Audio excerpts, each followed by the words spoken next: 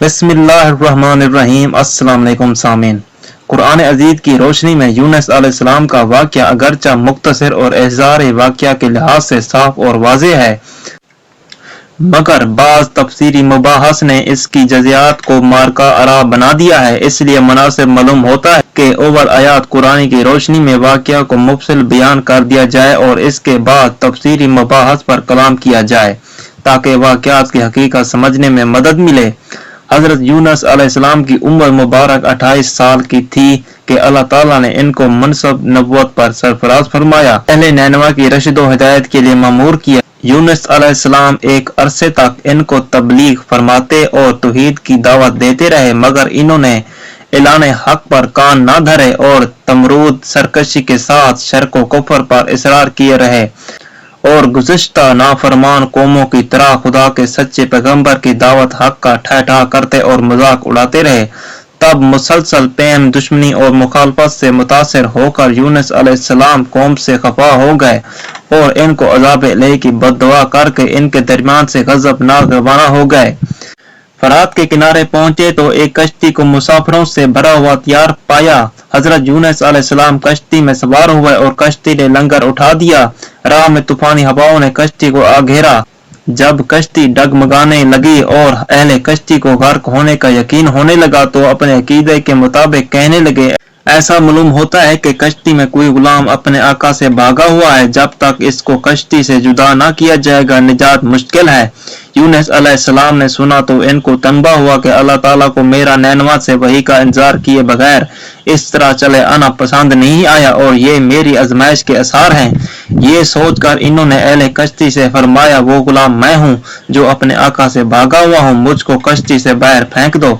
मगर मला और अहले कश्ती इनकी पाकबाजी से इस कदर मुतासिर थे कि इन्होंने ऐसा करने से इनकार कर दिया और आपस में ये तय किया कि कुरानदाजी की जाए। चनाचा 3 मरतबा कुरानदाजी की गई और हर मरतबा यूनुस अलैहिस्सलाम के नाम पर कुरान निकला। तब मजबूर होकर इन्होंने यूनुस अलैहिस्सलाम को दरिया में डाल दिया या वो खुद दरिया में कूद गए। इसी वक्त खुदा ताला के हुक्म से इनको मछली ने निगल लिया। मछली को हुक्म था कि सिर्फ निगल लेने की इजाजत है, यूनुस तेरी ग़िज़ा नहीं है, इसलिए इसके जिस्म को मुतल्लक गज़द ना पहुंचे।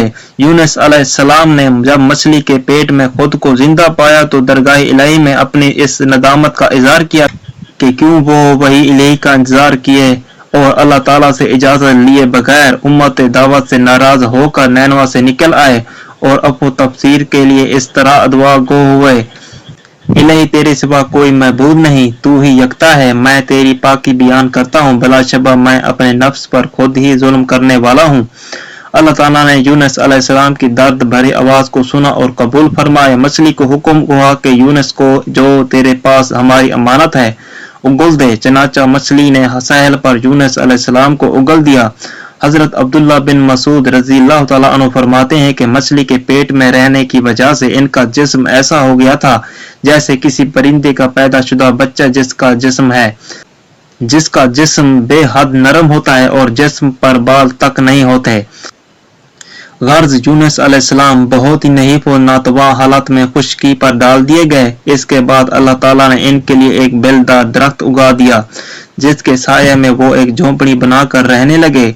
चंद दिन के बाद ऐसा हुआ कि हुक्म खुदा से इस बेल की जड़ को कीड़ा लग गया और इसने जड़ को काट डाला।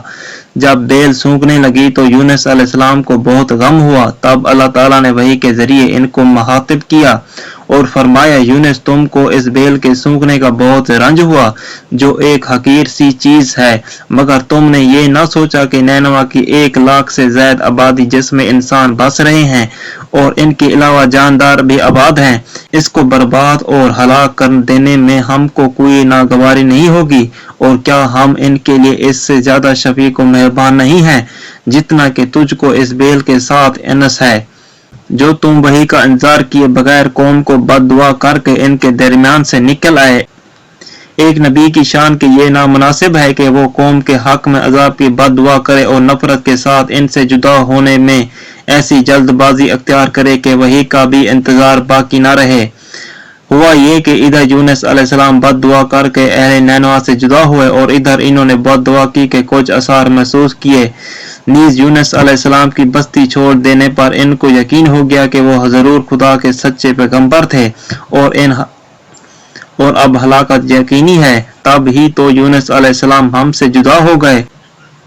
ये सोचकर फौरन बादशाह से लेकर रैयत तक सब के दिल खौफ और दहशत से कांप उठे और यूनुस अलैहिस्सलाम को तलाश करने लगे कि इनके हाथ पर इस्लाम की बियत करें, और साथ ही सब खुदा ताला की दरगाह में तौबा और इस्तगफार करने लगे और हर किस्म के गुनाहों से किनारा कश होकर आबादी से बाहर मैदान में निकल आए, हत्ता के चुपाओं को भी साथ लेकर आए और बच्चों को माँ से जुदा कर दिया।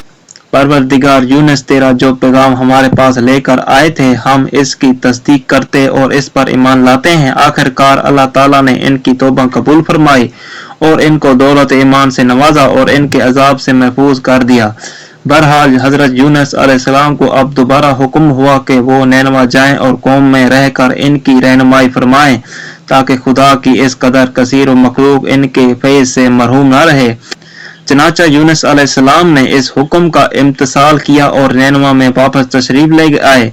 कौम ने जब इनको देखा तो बेहद मसरत और खुशी का इजहार किया और इनकी रहनुमाई में दीन और दुनिया की कामरानी हासिल करती रही। ये है वो वाक़े की तरतीब जो आयात कुरान की तफसीर में तिलावत से पाक और सही मफहूम की तर्जमान है और बेगुलूगाश मुख्तलिफ सूरतों की तमाम आयात के मानी को किसी गंजलक के बगैर साफ साफ अदा कर देती है। लेकिन ये हकीकत अच्छी तरह इस वक्त ज़ाहिर होगी जबकि वाक़यात से मुतालिक इख्तलाफी मबाहस को ज़ेरे बहस लाया जाए और फिर इस तफसीली तरतीब का मुवाज़ा किया जाए, मगर इससे कबल आयात कुरानी का मुताला ज़रूरी है।